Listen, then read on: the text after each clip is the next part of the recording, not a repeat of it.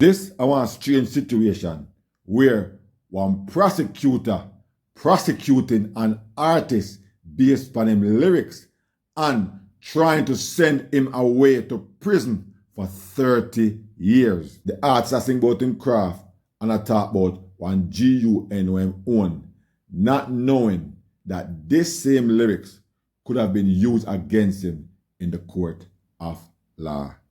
And if you can remember who was following Vybz Kartel's case where the judge said Kartel's lyrics cannot be used against him because it is art.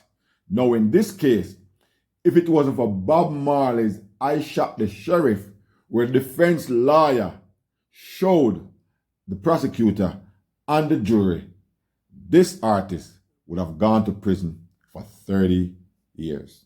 Yo, one know the Eastside dancehall, link Entourage Records. One know the talk I turn in dancehall, link Entourage Records. Your Entourage, the meat you know eat from morning, your ruggedness.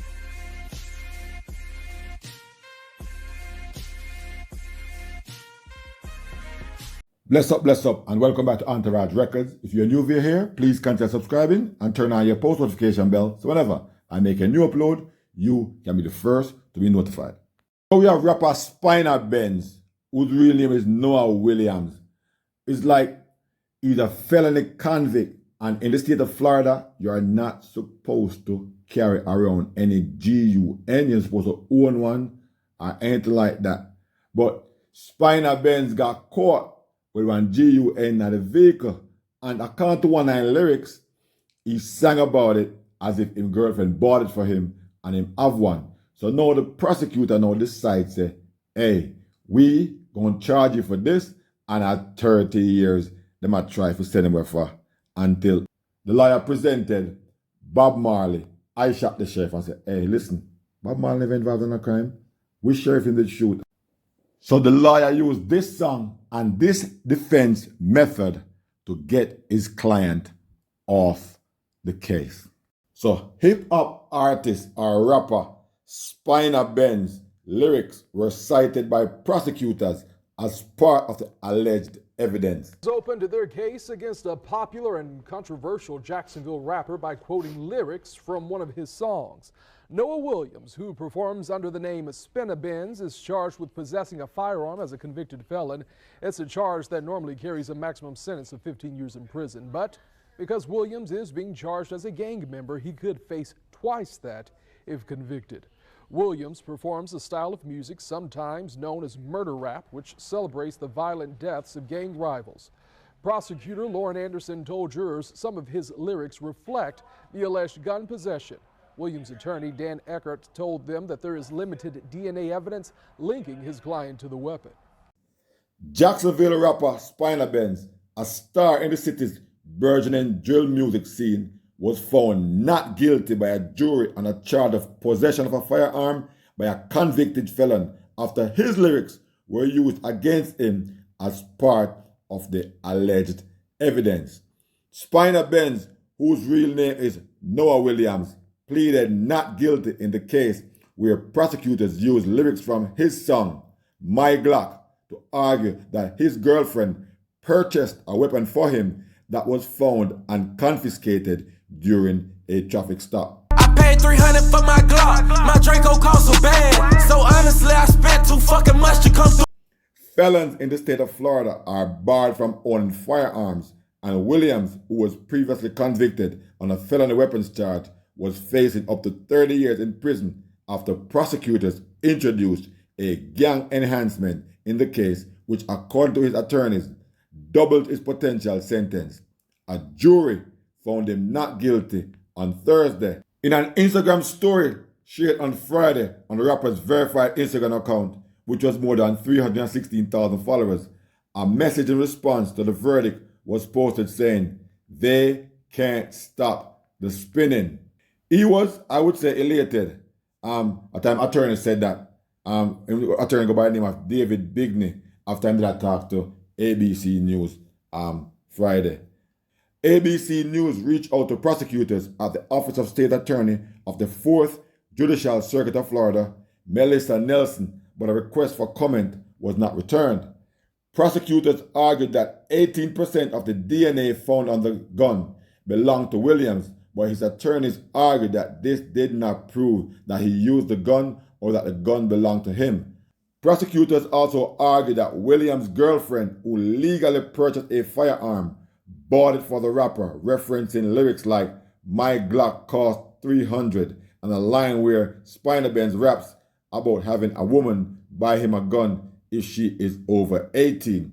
Prosecutors referenced the lyrics in closing arguments and pointed to the song's release date, which was weeks after the weapon was purchased by his girlfriend.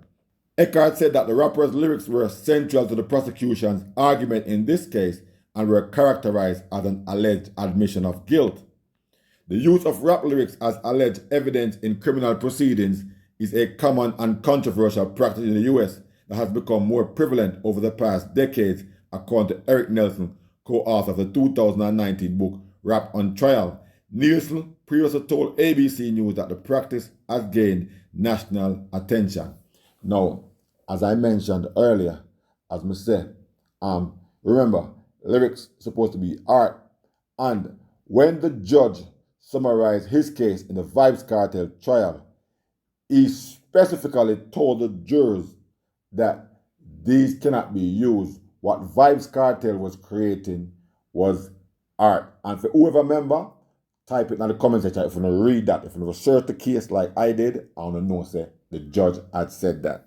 After the May indictment of hip-hop stars Young Thug and Gunna on gang-related charges in a case where their lyrics are part of the alleged evidence, Bingley and Eckert said prosecutors attempted to introduce lyrics from several other Spinabenz songs into this case, including his viral hit, "Ooh I Smoke," but after his defense argued during pre-trial hearing that the lyrics have no factual connection to the case and would have a prejudicial impact on the jury, the judge ruled that they were inadmissible.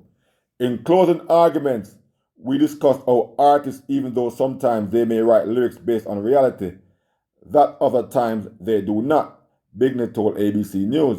And the example that we gave was Bob Marley, who certainly sang about actual events, but also sang a song, "I Shot the Sheriff," and suggested that because he sang a song about shooting the sheriff doesn't mean he did it. The defense attorney won the case when he presented this evidence.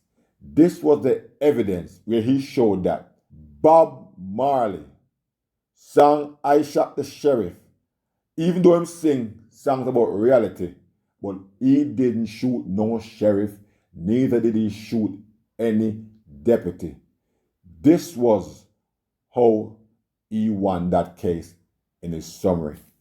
The legend, Robert Nesta Marley, alias Bob Marley, even though deceased for over 40 years, is still making noise with his music behind the grave. Prosecutors in the United States have gone this route many times, and if one can remember, in Buju Banton's case, where his song, Driver, was mentioned as evidence because he had a drug-related case. The song was about him dealing drugs and ways and means how he hired somebody to deal drugs for him, and this song was mentioned as evidence. The power of Bob Marley and the power of reggae music is very symbolic worldwide, and we expect this to go on for a very long time. Viewers and subscribers, tell me what you think about this case.